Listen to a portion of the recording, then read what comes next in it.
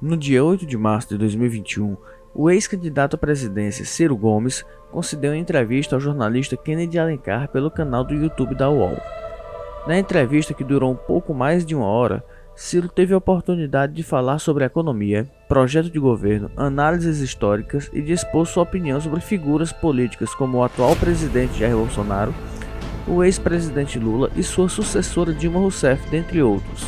Neste vídeo mostraremos um compilado de suas opiniões sobre o ex-presidente Lula, sua sucessora Dilma Rousseff e o PT. O PT é o que menor chance tem de derrotar o Bolsonaro. Se isto for verdade, que o PT é o partido que tem a menor condição hoje de derrotar o Bolsonaro, então a tarefa de nós outros, que vemos assim as coisas, é derrotar o PT no primeiro turno. Hoje, todas as evidências indicam que o meu cálculo está em linha com a melhor percepção da realidade. O Bolsonaro gostaria de enfrentar o lulopetismo porque acha que o lulopetismo é a força mais fácil de derrotá-lo. E isto me parece que ele tem razão, dadas todas as evidências, menos uma, para não parecer que eu não estou ligado e antenado em todas as evidências.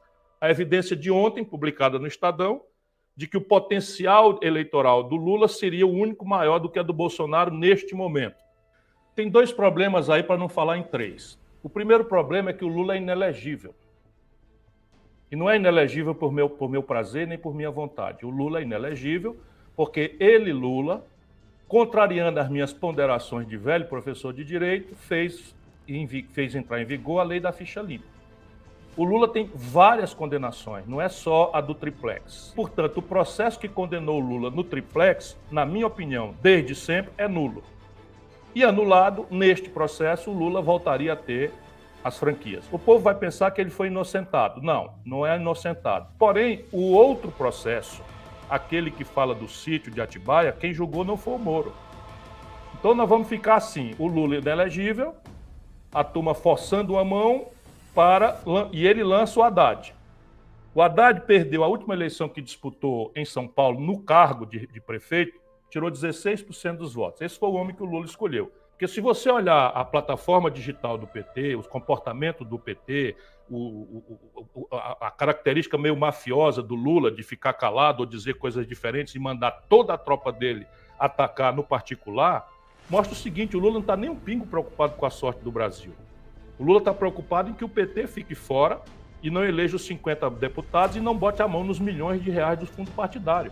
E nós vamos ficar discutindo: o Lula é inelegível, não é elegível? Olha, esse filme eu já vi. Não contem comigo.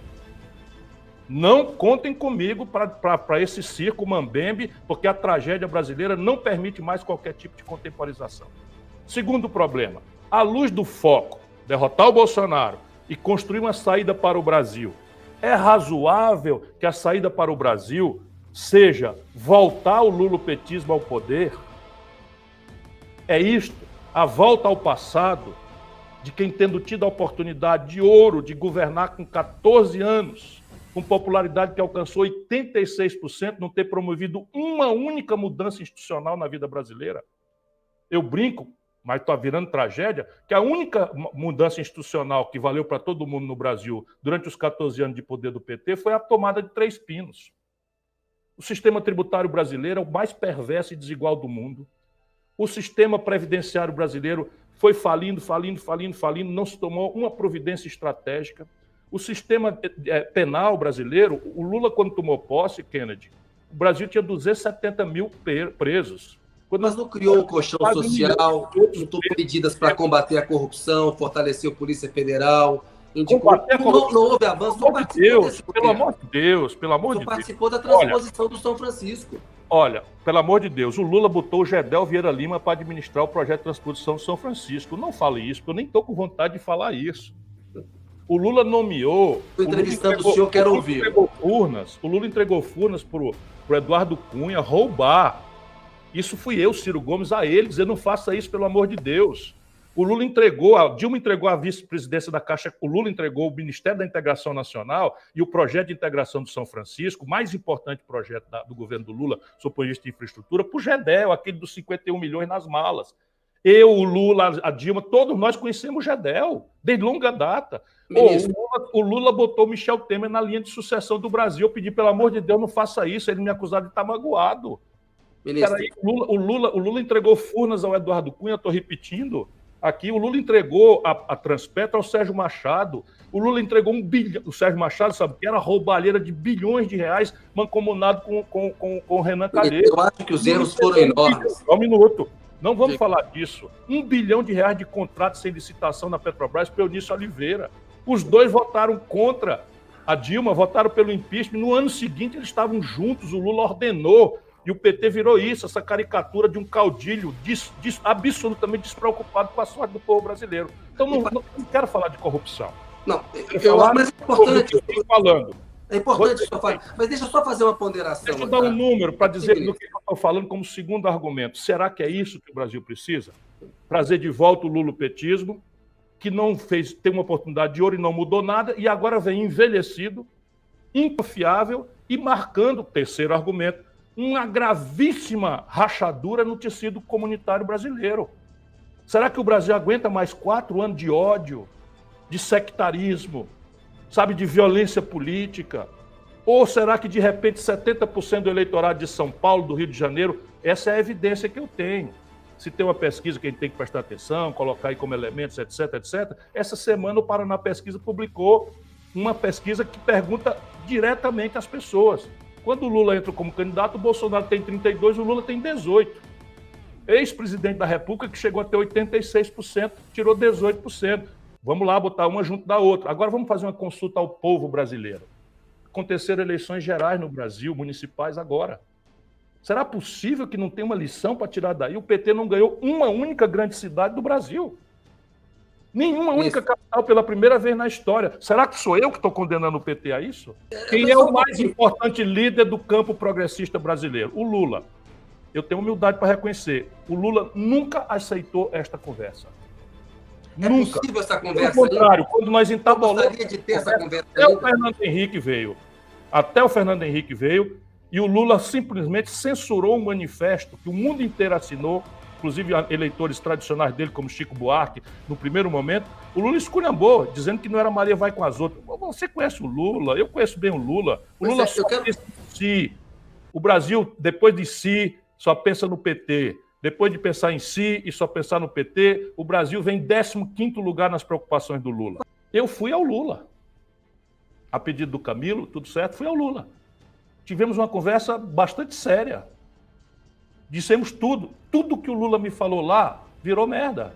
Desculpa, virou nada. Como ele está acostumado, ele enganou o Flávio Dino, ele enganou o Eduardo Campos, ele enganou a Marina, sabe? Ele enganou o Boulos. O que ele disse para o senhor que ele não cumpriu, que virou merda? Eu não posso devassar as conversas que nós temos. Ele disse para mim, eu posso devassar algumas do passado. Testemunhado por dona Marisa. Essa última que é importante. Que a mesma enganação que ele... A mim, ele nunca me enganou, porque eu sempre disse a ele que não era verdade o que ele estava dizendo. Ele cansou de dizer a mim várias vezes que eu era o candidato a presidente. Várias vezes. Muitas vezes. Nessa última conversa, o que o senhor pode revelar dela? Não, pergunte para ele, porque eu costumo, ainda que seja... Eu perguntei, ele não quis falar. Pois é, então, praticamente eu também não vou fazer isso. Foi uma conversa muito franca. Tudo que eu estou dizendo para você e para o povo brasileiro aqui, eu disse para ele com todos os S's e R's. Tá. Todas as quais eu disse para ele. No fim, eu disse para ele, Lula, não é possível, você não pode transformar a vida brasileira, sabe, no ato de vingança pessoal. De vingança pessoal contra o povo brasileiro. Você já parou para pensar, disse eu para ele, vou dizer só o que eu disse. Se você não está com ódio ao povo, porque você achava talvez que merecia que o povo descesse lá em Curitiba e quebrasse tudo e lhe trouxesse de volta para o poder primeiro e único, eu perguntei a ele se ele não percebia o erro grave que ele cometeu transferindo a popularidade dele para uma pessoa sem nenhuma vivência política como a Dilma. Sabe, olha aqui, nós estamos agora esculhambando o Bolsonaro e o Paulo Guedes porque o Paulo Guedes pegou o Brasil como 9ª economia do mundo, derrubou para a 12ª. E o pretexto da pandemia não vale, porque todo mundo está sofrendo a pandemia. O Brasil era a 9ª economia do mundo e empobreceu para a 12ª economia do mundo. Nenhum petista pode falar isso, sabe por quê? Porque a Dilma pegou o Brasil com a 6ª economia do mundo e entregou em 9ª. Nós estamos falando da desvalorização do câmbio. O Bolsonaro pegou o real a 3,70 e está com 5,74 no momento em que eu lhe falo, não é? A Dilma pegou a 1,75 e entregou com 4.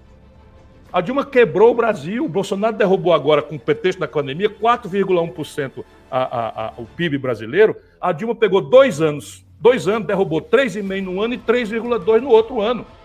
A Dilma pegou o desemprego em 7 milhões, 8 milhões de pessoas, levou para 12 milhões de pessoas. O Lula ficou contra o Tancredo Neves, expulsou a Beth Mendes. Pelo Lula, o Paulo Maluf ganhava a eleição no colégio eleitoral para o Brasil se arrebentar e o projeto de poder dele vigir. Isso foi um erro histórico, está lá escrito na história brasileira. Eu fiquei com o Tancredo. O Lula ficou contra a Constituinte. Hoje a Constituição brasileira está sendo rasgada e ele não tem moral nenhuma para defender. Por quê? Porque eles não recusaram assinar a Constituição brasileira. Eu apoiei a Constituição brasileira sabendo que aquilo era um pacto possível. O Lula ficou contra o Itamar Franco. Nós fizemos o impeachment juntos, o Brasil estava em pandarecos.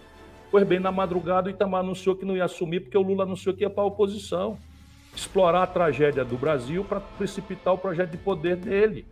O Lula não abriu mão de ser candidato em 89, quando era o único que perdia para o Collor.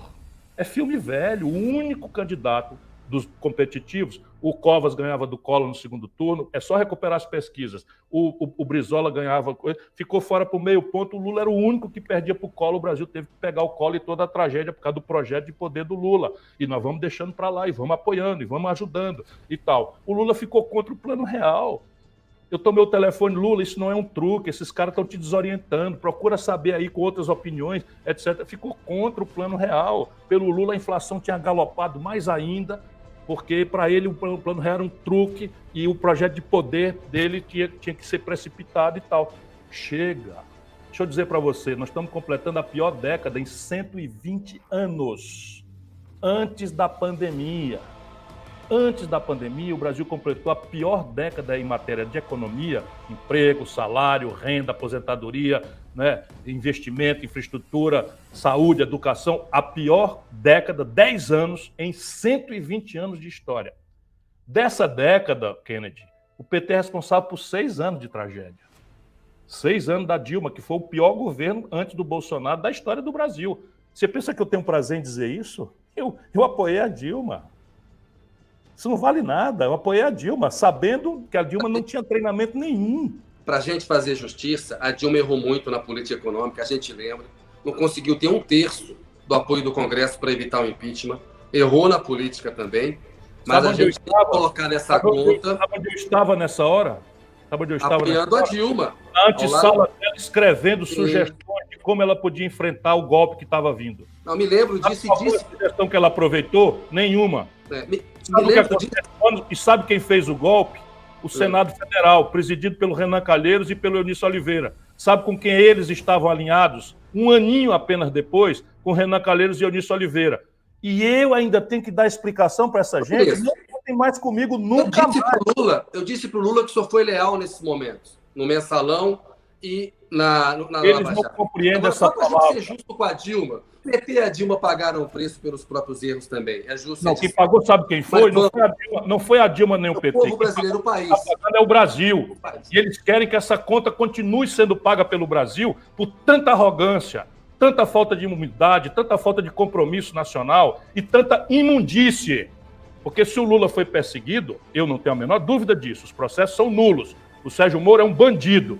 Dito isso, que nenhum petista jamais disse, e eu disse na data, não foi agora. Enquanto eu estava dizendo que o Sérgio Moro era um bandido, o Haddad estava dizendo que a Lava Jato tinha um papel importante e que falar em golpe era uma palavra muito forte. Está aí nos arquivos do UOL. Isso é o acomodatício. É o Fernando Henrique -1 que o Lula quer impor ao povo brasileiro.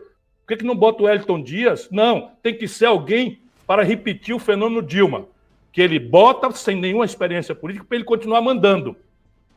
E agora quer repetir o mesmo erro. O Brasil, meu irmão, não aguenta mais. Mas ninguém pode absolver o PT, especialmente olhando para o futuro. E pode absolver. Como? Eles façam uma autocrítica. Para quê? Só para a gente se reconciliar, dizer, irmão brasileiro, olha, pensando bem, você tem razão. Eu, de boa fé, pensei que o melhor caminho era esse. Não foi, errei. Aí você entende por que o PT quer que o Brasil se lixe.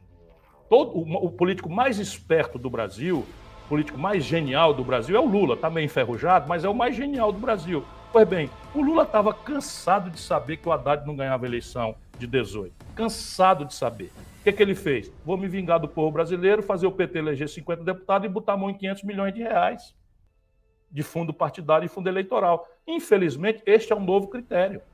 É que o senhor não se empenhou para valer na campanha do Haddad. A crítica é essa. Eu avisei o voto, mas não se empenhou. Nunca mais essa quadrilha conta comigo. E estou avisando de novo. Nunca mais essa quadrilha conta comigo. Quer dizer que eu não converso com o PT? Ô, Kennedy, governador do Ceará é do PT. Sim, Camilo Santana. Ministro. Grande, extraordinário governador. Sim, foi reeleito agora com 80% dos votos. É um bom político, eu tenho respeito por ele. Costa do PT, o Rui Costa do PT, lá na Bahia, nós apoiamos. O Wellington Dias no Piauí, nós apoiamos. Então, meu problema é com o lulopetismo corrupto e desinteressado da sorte do Brasil. Esse ponto está bem marcado. Então é evidente que a gente tem que falar. Os negros ganham menos, os negros são mais assassinados, 76% dos garotos presos com a política penal do Lula. Com a política penal do Lula. O colapso do crédito. Quem começou isso foi a Dilma, desculpa, e são números. Aquilo que o Lula fez de expandir o crédito de 15% do PIB para 55% do PIB, virou inadimplência. Virou nome sujo no SPC. Só para você ter uma ideia, milhões de garotos estão com nome sujo no SPC por causa do FIES. É uma década perdida, porque não é o Bolsonaro que inventou esse modelo, não. O lulopetismo deu status de esquerda a esse modelo, que foi criado pelo Fernando Henrique Cardoso. Lula é um grande brasileiro que lambuzou-se no poder e perdeu a noção histórica e agora resolveu descer para a miudice mais reles. Só atenta contra uma biografia extraordinária. Dilma Rousseff. Eu acho que é outro aborto que aconteceu na história brasileira. Michel Temer. Isso é um bandido. Inacreditável é que o Lula tenha posto esse homem na linha de sucessão do Brasil.